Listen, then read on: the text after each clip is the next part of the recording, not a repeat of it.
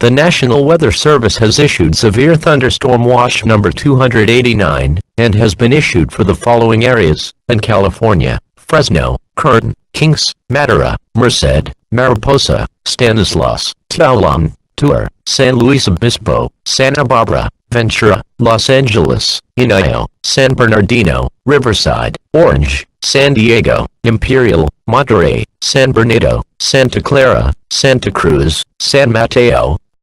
San Francisco, Marin, Alameda, Napa, Lake, Sonoma, Mendocino, Humboldt, Solano, Contra Costa, San Joaquin, Calaveras, Armature, Sacramento, Yellow, Colusa, Glen, Tehama, Sutter, El Dorado, Alpine, Mono, Placer, Nevada, Yuba, Sierra, Plumas, Butte, Shasta, Trinity, Lassen, Siskiyou, Monarch, Del Norte. Until further notice, this could be a life-threatening situation. Remember, a severe thunderstorm watch means that conditions are favorable